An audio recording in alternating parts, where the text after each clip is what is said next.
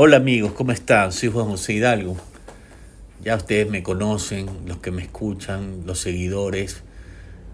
Pues no estoy contento porque ya cada vez me escuchan de diferentes países, de Latinoamérica, de Europa, del Asia incluso, y eso me pone muy contento.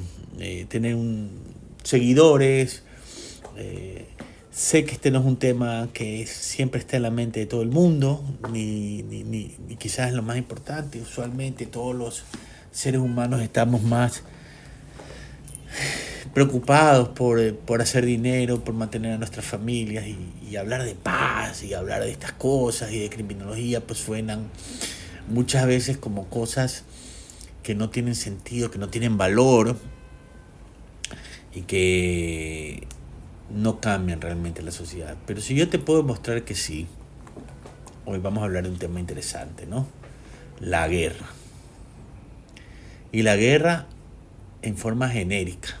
No voy a hablar de los tipos de guerra. Es decir, la guerra entre estados, las guerras multiestados, las guerras entre estados internacionalizada o a guerra interna, las guerrillas, los grupos terroristas que producen hechos de guerra, las guerras internas no internacionalizadas y las guerras internas internacionalizadas. Es decir, hay una clasificación enorme de la guerra. Hoy le voy a hablar así muy brevemente por qué se produce la guerra. La guerra es la suma, en definitiva, de varios factores. El primero es un conflicto que se transformó en violencia. Ya les he dicho bastantes veces que el conflicto per se no es violencia, sino es la insatisfacción o la queja de alguien o de algo o sobre algo en un tema específico. Por ejemplo, hay insatisfacción en Bolivia porque no tiene salida al mar. O hay, digamos, insatisfacción entre Ecuador y Perú porque al final todavía no se logran establecer los límites territoriales, ¿no? Hay, por ejemplo, una insatisfacción entre Honduras y Colombia por la isla de San Andrés. Hay, digamos, un conflicto entre la OTAN y Rusia por el control del occidente europeo. Pero también hay conflictos entre, por ejemplo, los migrantes y las fronteras estadounidenses y europeas, ¿no? O también hay conflictos o guerras internas entre grupos narcos terroristas, como en México, y el Estado. Al final del día, ¿por qué se produce la guerra? Porque ese conflicto, por ejemplo el de Ucrania con Rusia, llegó a tal punto que la negociación no fue suficiente para que eso se pueda transformar en un acto, digamos, en un conflicto basado en la paz, sino que se buscó la violencia para resolver ese conflicto. En este caso, la invasión de Rusia a Ucrania. Y quizás la resistencia de Ucrania hacia Rusia y quererse apegar un poco más a Occidente. Ese conflicto generó una guerra. Otro conflicto que genera una guerra, por ejemplo, es el de Gaza con Israel. Sí, ya en el año, no me acuerdo en qué año, cuando Yasser Arafat vivía, Bill Clinton y otros países de Europa se reunieron entre el Estado palestino y el Estado de Israel para que ya Palestina cree su Estado dentro de las fronteras israelí, dentro de las fronteras con Israel y en ese territorio en disputa. Pero no decidieron, digamos, Yasser Arafat y los palestinos decidieron no aceptar eso Y ese conflicto fue creciendo, creciendo, ya sabemos, el conflicto de Hamas, esos territorios quedaron a cargo de los palestinos, pero Hamas se hizo cargo y esas tensiones de vez en cuando se tiran un misil, de vez en cuando es un conflicto que va avanzando y hay gente que está a favor, que hablan de un apartheid israelita en contra de los palestinos, mientras los israelitas pues hablan de que sufren permanentemente de violencia por parte de los palestinos, pero en general lo que ocurrió es que un día un grupo de palestinos salió a masacrar gente, estoy hablando de la guerra actual, y a secuestrar abuelas, ancianos, niños, lo que provocó que ese conflicto, que tampoco fue gestionado adecuadamente, se haya terminado pues en las masacres y la destrucción que esté ahora. Yo no me estoy poniendo a favor de nadie, solamente les estoy explicando cómo la poca tensión de un conflicto produce una guerra.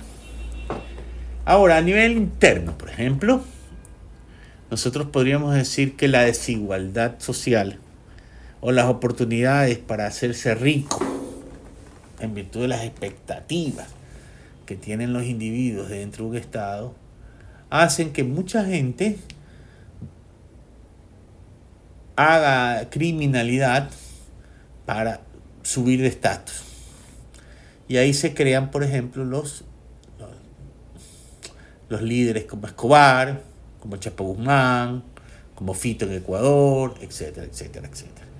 Lo que genera, pues, que se armen, que se defiendan, y nuevamente tenemos que los factores individuales, sociales y económicos no atendidos generaron un conflicto que generó líderes que se enfrentan directamente con el Estado. Y así podemos hablar de problemas étnicos, de problemas religiosos, como ocurre en el África, o en el mismo Irlanda, donde se mataban católicos y protestantes.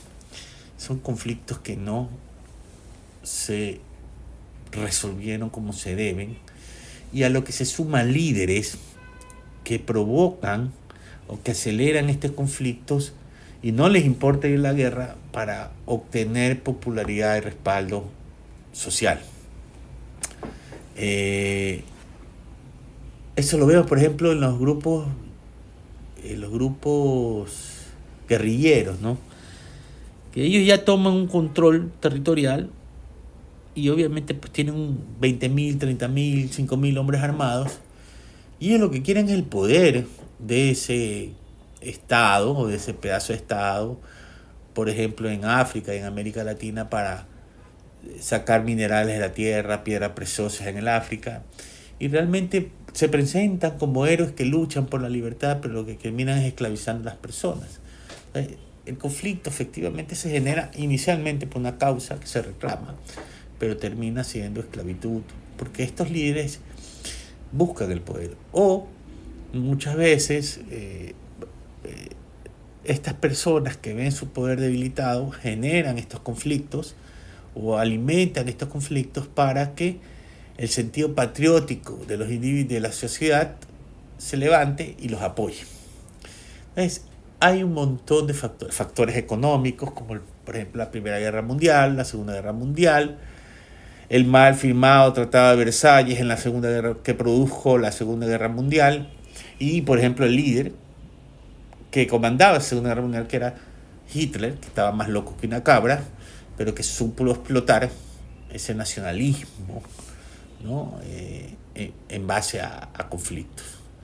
Es decir, ahora mismo el conflicto Taiwán-China es realmente necesario, o Kim Jong en Norcorea permanentemente anda amenazando a los países vecinos y a las potencias de que les va a tirar un bombazo nuclear, ¿no? Y le tiene metido el cuento y lavado la cabeza a su población de que Estados Unidos y que todo el mundo los odia, ¿no? Y en base a eso se esclaviza un pueblo, se lo mata de hambre, no se le da salud. Otro ejemplo es Cuba.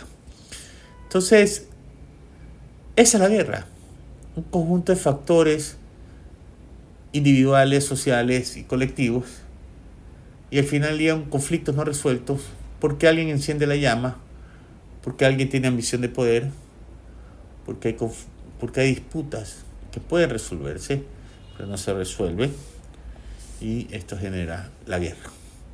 Espero pues haberles explicado un poquito sobre la guerra. Si tienen preguntas, no se olviden de hacerlas, comentarlas, o si quieren aportar con algo. Mira, aparte de lo que dijiste, yo creo que la guerra se produce por esto. Envíennos el comentario. Tengo seguidores que no me comentan, me encantaría que me comenten. Me digan, oye, ¿por qué no hablas de esto? ¿Por qué no hablas de acá? No se olviden leer mi libro, Criminología para la Paz. Está publicado en Amazon, ahí les dejo el enlace. Y les cuento que ahora tengo un blog de criminología y derecho penal, por supuesto, con la base investigativa de Criminología para la Paz, donde explico la guerra, la paz, por qué es rentable la paz, algo que yo creo que no hemos vendido muy bien, la marca paz, ¿no?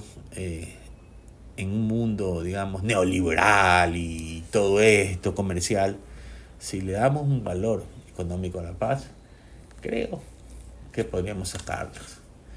En todo caso, un abrazo, un bonito fin de semana y disculpen por haber presentado este podcast tarde.